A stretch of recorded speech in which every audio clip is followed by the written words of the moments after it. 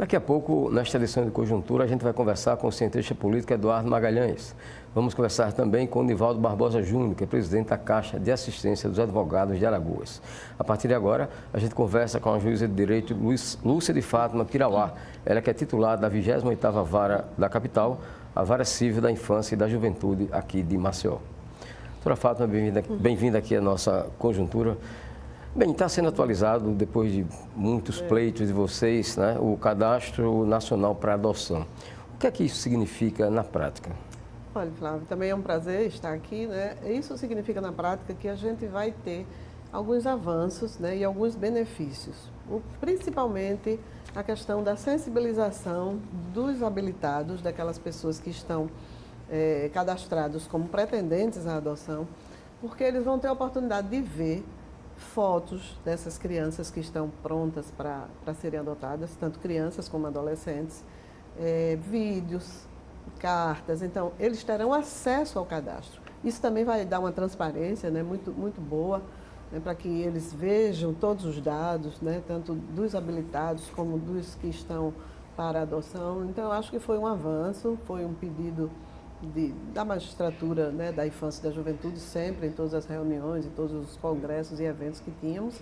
Tivemos vários workshops e o CNJ se dispôs, né, a atualizar esse cadastro, e eu acho que essa atualização foi muito benéfica e a gente vai conseguir, sim, acelerar mais esses processos e estimular a adoção tardia, que é uma meta que a gente tem, porque as pessoas, infelizmente, preferem mais crianças menores. E como é que vinha sendo feito até agora? Como é que essas pessoas que procuram alguém para adotar têm acesso a essas crianças? Bom, é o seguinte, até agora, né, porque isso ainda vai ser paulatinamente instalado, né, nos estados, até agora para adotar você vai à vara da infância, né, preenche toda uma ficha, leva toda a documentação, participa de um curso preparatório, recebe visita de uma equipe, é um estudo de caso, além de você apresentar toda a documentação, certidões negativas, que pode ser um casal, tanto heteroafetivo como homoafetivo, como pode ser uma pessoa só.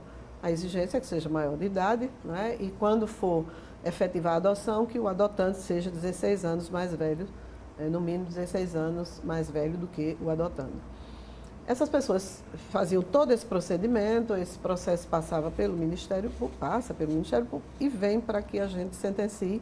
Tivemos um curso recentemente e temos vários casais que estão entrando no cadastro agora, essa semana, inclusive, sentenciei já alguns essa semana passada e ainda, a partir de hoje, estou terminando de sentenciar alguns processos de habilitação. Então, mais casais ou mais pessoas estarão habilitadas para adotar. Mas eles não tinham acesso ao cadastro, né? Eles sabiam que estavam, por exemplo, se inscreveram agora, então sabe que tem muita gente, a gente tem quase 200 cadastrados no CNA, então sabe que tem muita gente na frente. Até então eles não sabiam quem adotar. Não sabe. Você diz o perfil. Quando você está nesse processo de habilitação, você diz qual o perfil que você quer. Se você quer criança bebezinha, aí de 0 a 1, de 0 a 2, de 0 a 3, de 0 a 4, de 0 a 5 anos, né? Você tem essa possibilidade de dizer o seu perfil. Segundo, também dizer se você quer criança menina ou menino. Se você quer pardo, se você aceita criança, né, negra, se você só quer criança branquinha, isso tudo você tem que dizer na época que você está se habilitando. Se você aceita grupo de irmãos, se aceita uma criança com uma doença tratável, se aceita uma criança que tem uma deficiência, você tem que dizer tudo isso, né? Isso tudo é feito pela equipe técnica, né? Esse questionamento, essa conversa, né? E esse estudo de caso, como a gente chama, é feito pela equipe técnica, assistente social e psicóloga, visita a família, faz entrevista, então assim, é um processo bem exigente, né? Claro, você vai dar uma criança para ser filho dessa família. Então, tem que ter um certo cuidado. Então, fica assim. Aí você fica aguardando que tenha uma criança disponível naquele perfil. E isso, Flávio, é uma mudança que também ocorreu no cadastro, que foi bem interessante. Por exemplo, se você disser no perfil que quer uma criança até 3 anos, porque a busca é feita virtualmente, é tudo feito pelo cadastro, pelo sistema. Aí a criança é que busca a família, né? Porque é direito da criança ter uma família substituta quando a sua família natural falhou, né? Foi negligente, abusou, maltratou e tantos motivos pelos quais uma criança sai do seio da sua família biológica. Abandonou. E essa criança é que faz a busca pelo casal. Se esse casal pede criança só até 3 anos, se a criança que está habilitada para adoção e faz a busca virtual, esse casal, se essa criança tiver 1 ano, até 3 anos e 1 mês, ainda pegaria esse casal. Se ela tiver 3 anos e 2 meses, já passa direto. Esse casal já sai da lista dela, ela já vai em busca de outro. Certamente ela só vai pegar um casal que escolheu até 4 anos. E agora, e não tinha como ser diferente, o sistema só permitia isso. Agora houve uma mudança também nesse sentido, que foi bem interessante. O sistema tem condição de fazer busca aproximada, entendeu? Então, qual a diferença de uma criança de 3 para uma criança de 3 de um e meio? mês? Ou de 3 anos e meio, por exemplo, né? Não tem grande diferença, né? Com certeza esse casal não vai deixar de aceitar uma criança com esse perfil.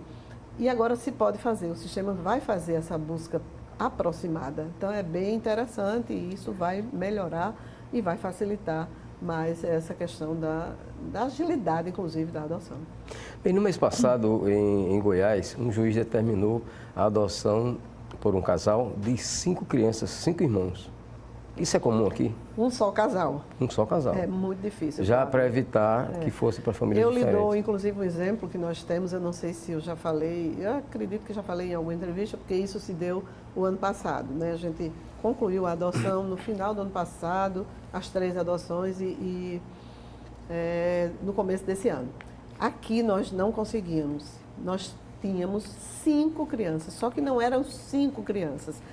Tinha crianças, mas tinha adolescentes também. O mais velho tinha 12 anos, então já era um adolescente. E aí era uma escadinha, de 9, de 10, de 8. E um menorzinho, o caçula, tinha mais ou menos 1 ano e pouco, menos de 2 anos. Só que a gente, né, a lei diz que a gente deve tentar não separar, só se for em último caso. Fizemos busca aqui e não conseguimos. Tentamos, inclusive, fazer, porque é uma possibilidade que existe, de que 2 ou 3 casais ficassem com esses irmãos com um compromisso de não deixar que o vínculo afetivo, né, morresse, né? Eles pudessem se encontrar, sabendo que eram irmãos biológicos, embora que depois da adoção eles não seriam mais, porque seriam filhos de casais diferentes.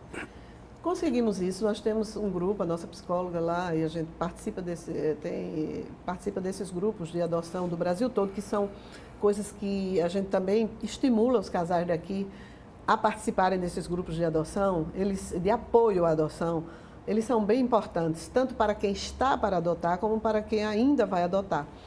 Que cada um conta a sua experiência, né? Cada um, vamos dizer assim, é uma troca, né, de casais, de experiências entre os casais. E conseguimos 3 casais do Rio de Janeiro, 2 casais hétero e um casal homoafetivo, que estavam habilitados na mesma vara do Rio de Janeiro.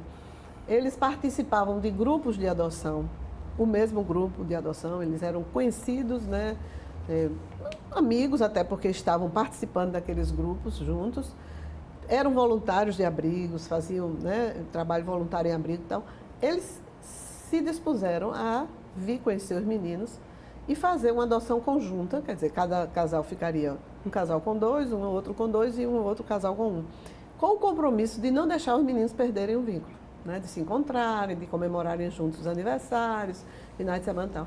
E nós conseguimos isso. Foi uma coisa muito, muito, muito emocionante para todos nós, essa situação. Então, não conseguimos isso que o colega conseguiu, de 5 né, para um casal só, mas conseguimos que 3 casais, embora fora do estado, aqui a gente não conseguiu, e isso tem sido muito bonito. Eles já concluímos as adoções, eles mandam muita foto, participam. Inclusive, tem um deles que participa do grupo de adoção e já deu o depoimento dele e se dispõe a dar o depoimento para outros casais para mostrar que a adoção tardia não é difícil, não é complicado, todo mundo só quer bebê, porque acha que vai formar, né, a personalidade daquele bebê. Mas não é assim. Filho biológico também dá trabalho, né? Outra coisa, Família, parente, tem alguma prioridade para Sim. a adoção de criança? Sim. Veja só, Flávio, a gente só disponibiliza a criança para a adoção. O Ministério Público entra com a destituição, propõe a ação de destituição do poder familiar daquele pai ou daquela mãe, quando a gente esgota a busca pela família extensa. Primeiro, a tentativa de deixar a criança com os pais biológicos, ou com a mãe ou com o pai. Por exemplo, se for um problema de alcoolismo que a gente possa tratar, que aquela pessoa se recupere e tenha o seu filho de volta, é possível. Se realmente não for mais causar risco à vida da criança e não a abandonar ou a maltratar. Em segundo lugar, quando a gente não consegue de jeito nenhum que o casal, ou o pai ou a mãe, fique com esse filho de volta, a gente vai buscar uma família extensa, é isso que a gente chama de família extensa. Um avô, uma avó, um tio, uma tia, um parente biológico, que tenha um vínculo de afetividade também. Porque se não tem, não quer, não está disposto, não vai adiantar. É melhor que um outro que esteja, né, com o coração cheio de amor para dar, para criar uma criança, é melhor. Quando a gente esgota essa busca aqui, a equipe técnica faz um relatório dizendo que não há possibilidade daquela criança permanecer no seio da família biológica e o Ministério Público entra com a ação de destituição do poder familiar e é aí quando a gente disponibiliza a criança para adoção. Então, há prioridade para a família biológica. Se for bom para a criança, porque a prioridade absoluta é a criança, né? Então, se for bom para ela, tudo bem. Se não, a gente parte para a família substituta. E como é que é na fila de pessoas interessadas em adotar? A fila é grande, viu, Flávio? E o número de crianças, por incrível que pareça, e de adolescentes é muito menor do que o número de pretendentes à adoção. Isso é uma coisa que a gente fala sempre nas entrevistas. A conta não fecha. O próprio CNJ já fez uma campanha, a Associação dos Magistrados da Infância, a conta não fecha. No Brasil todo tem mais adotantes do que crianças e adolescentes para serem adotados. Mas por que não fecha essa conta? Porque a maioria absoluta desses pretendentes só querem crianças pequenininhas.